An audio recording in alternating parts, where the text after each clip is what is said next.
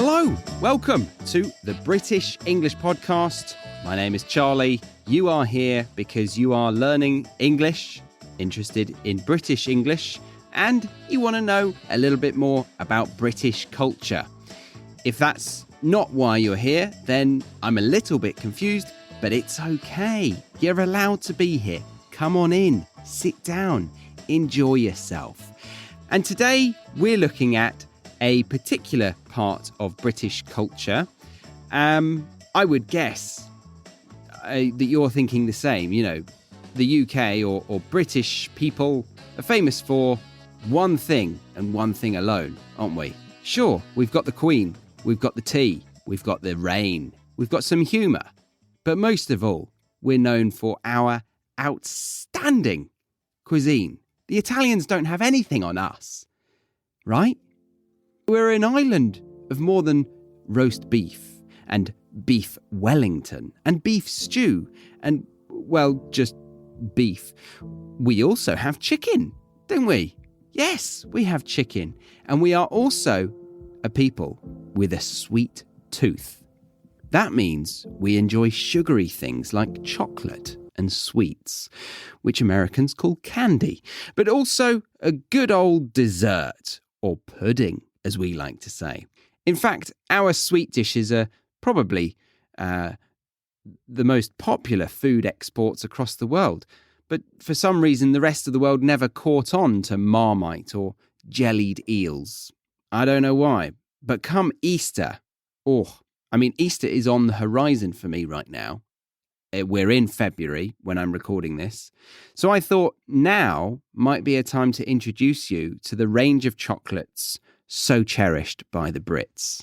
The stuff that I was saying before, obviously that was sarcasm. We're not very well known for our food, in my opinion. But I wanted to tell you about the things that we do have, because there are some parts of it that are interesting and delicious, absolutely delicious. And I'd like you to try them. This episode comes with a free worksheet to help you better understand the natural expressions that come up. And what's more is that we have the app. You can download the app, listen to the episode in the app, and access the free worksheet all on the same page. It's incredibly convenient. You've got to try it. So go to the App Store now and search the British English Podcast, or BEP, as in B-E-P. So yes, chocolates. We cherish a bit of chocolate. And I suspect you might be familiar with the largest chocolate manufacturer on the British Isles. No, it's not Charlie and the Chocolate Factory or Wonka chocolate, though there was, for a time, a brand of chocolate named after the famous Roald Dahl character. Quick bit of trivia for you. Roald Dahl, the very famous British novelist, short story writer, poet, screenwriter, etc., and according to the internet, a wartime fighter pilot. I didn't know that. Anyway, so Roald Dahl got the inspiration for Charlie and the Chocolate Factory from a schoolboy episode. Yeah, he was at boarding school, which is a type of stuffy school where pupils share dormitories, and stuffy, like posh, basic synonym there. So these pupils stay in dormitories and visit families on the weekend or during vacation or holiday, I should say. And his school was picked to be guinea pigs for an actual factory, like a chocolate factory. That is to say, they were test subjects for the factory's newest confectionery. Men in suits would deliver anonymous boxes of chocolate, usually lettered as in chocolate bar A, and so on. And Dahl and his school chums would eat the brown stuff, mark down their favourite on a card, and then the suited men would gather the data and leave. So Dahl's imagination was driven wild, thinking about what happened behind closed doors and how much fun it would be to invent different chocolate bars. I mean, how good is that for a homework assignment? Rate the level of enjoyment from these 10 chocolate bars. Fantastic. Anyway, there really was a Wonka brand, but that was invented in Chicago and later bought by Nestle. But the next biggest international chocolate maker after the king of Kit Kats is London's very own Cadbury's. Heard of them? I think you might have. You've probably eaten some of their product as well. There's no Brit alive who isn't fond of the dairy milk or the Whisper bar or the absolute Easter necessity, the Cadbury's cream egg. Oh, the Cadbury's cream egg. If you've never had a Cadbury's cream egg, then you are missing out, my friend. Treat yourself next time you see one. It's a chocolate egg, the same size as a real chicken egg, but the real prize is the sweet egg yolk hidden inside the shell. I'm really not sure what it's made from, actually. No doubt it's a well-guarded secret. Maybe it's nougat or syrup, but it has a yellow mark on it to really seal the deal when it comes to mimicking the poultry offspring. At one point, they came in packs of 6, like real cartons of eggs. And the packaging even had the resemblance of traditional egg cartons. But of late, Cadbury has decided to ship them in boxes of 5. No doubt this is some big-brained, cost-cutting move, but if you ask me, the aesthetic has really suffered. Then again, they can be quite heavy, so eating 6 in a row is probably, a heart attack waiting to happen. Maybe 5 is a better cutoff point for more people. Maybe 6 was the point at which your arteries started to clog. So 5, you know what they say, have your 5 a day. Yeah, maybe that's why. Yeah. In any case, you'll have to move fast to test your limits. They go on sale between New Year's Day and Easter. So if you're not around during the spring, then I am afraid that you'll have to wait until next year for this mouth-watering, life-changing treat.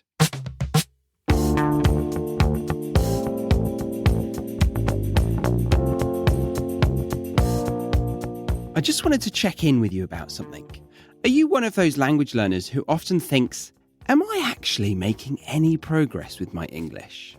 Is what I'm doing to study actually working for me? Or am I just wasting my precious time here? Well, if you think this way, then I'd like to encourage you to take action on this. Imagine how much more motivated you would be to put time and effort into your English studies if you knew that every time you studied, you would be guaranteed to be making significant progress. How much more satisfying would that be? So what do we need to do in order to find more clarity around this issue? Well, tracking your progress is a wonderful way to show evidence of your language skills having actually improved. And to track progress, the first thing you need to do is understand what level you are currently at. If you haven't taken a level assessment recently, then I highly recommend using my free test that will instantly tell you your level of English. Once you know this, you can start tracking your progress, which comes in many forms based on personal preference and your level of English. But that's a conversation for another time. For now, though, make sure you check your level of English with my free level checker, which is available over on thebritishenglishpodcast.com/freebies. That is thebritishenglishpodcast.com/freebies, or find it in the show notes of this episode.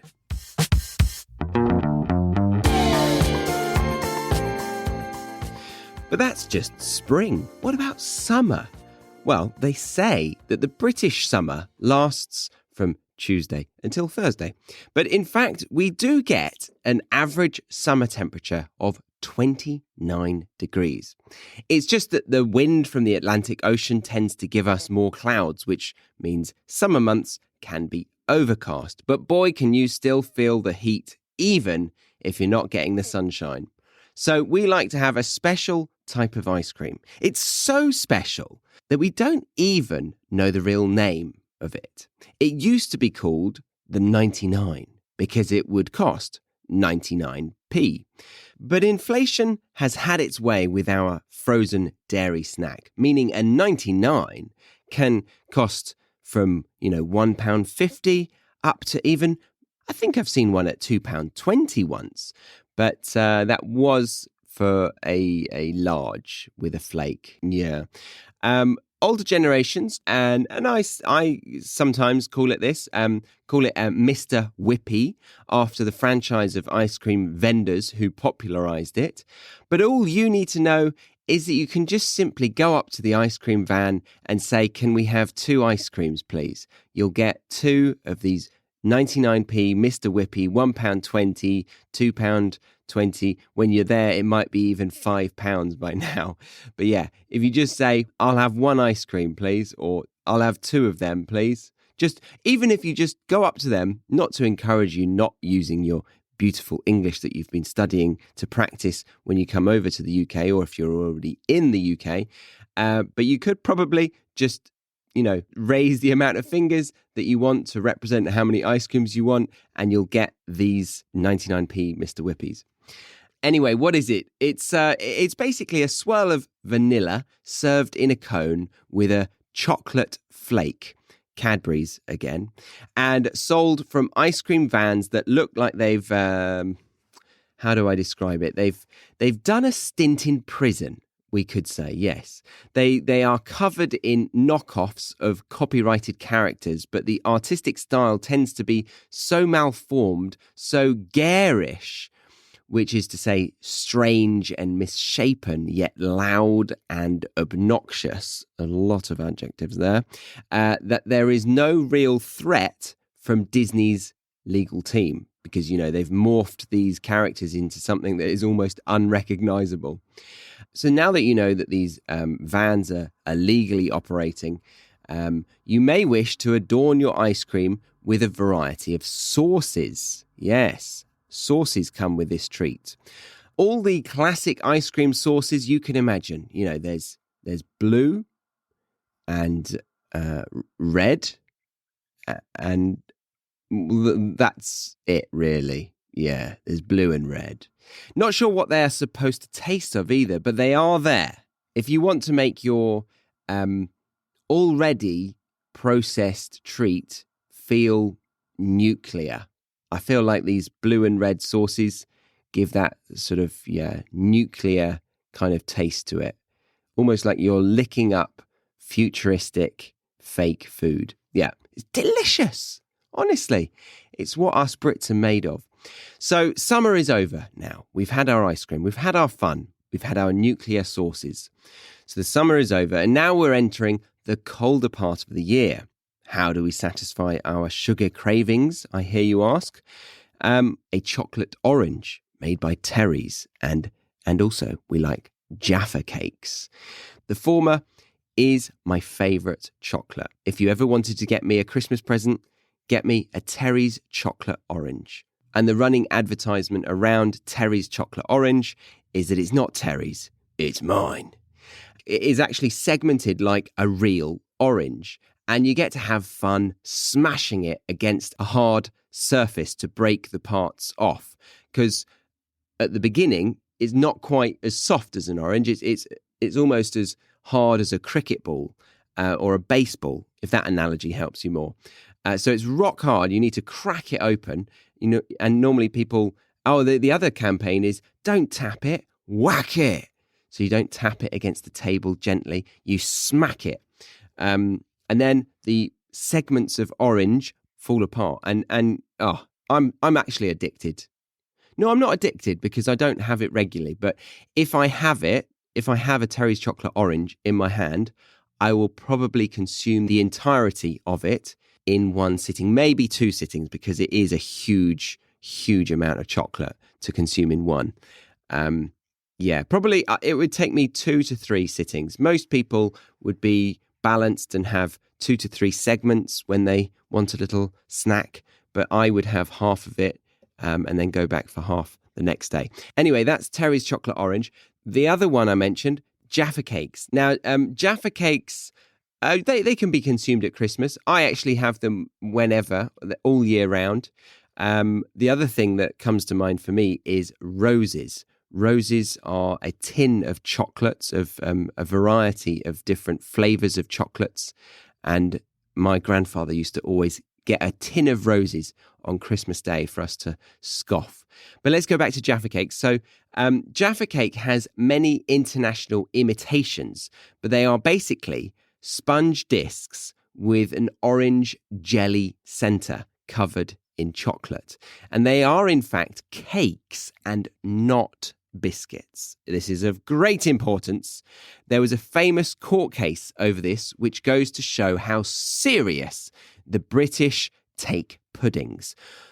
Long story short, there was a special tax for biscuits, but not cakes. So when McVitie's was slapped with a tax bill for their Jaffas, they had to prove in a court of law the difference between the two, being a cake and a biscuit. And I wonder, do you know the difference? I remember when I learnt this, I was like, okay, I understand. It's interesting to learn. So I'll leave you with this piece of trivia that will no doubt secure you victory in your first or next pub quiz in the UK. Cakes go hard when they are stale. Biscuits go soft. A Jaffa cake turns hard when left alone. Thus, they are indeed cakes and not subject to the dreaded biscuit tax. Case closed. There we go. I'm sure many of you bakers out there do indeed know that. But I didn't know that because I'm not much of a baker. And when I did learn that, there was a bit of an aha moment. So, hope you enjoyed that. That was an episode all about British sweets. And if I was able to reach out physically, I would like to offer you a cream egg. Maybe go get a cream egg or a Terry's chocolate orange. Anyway, remember to grab that free worksheet. The app is available. I've made it really user-friendly for anyone and everyone to use the free worksheet with the podcast reader in the app. So go get the British English podcast at your preferred app store. That's all from me. Thank you very much. Lots of love from your host, Charlie Baxter. And I'll see you next week on the British English podcast.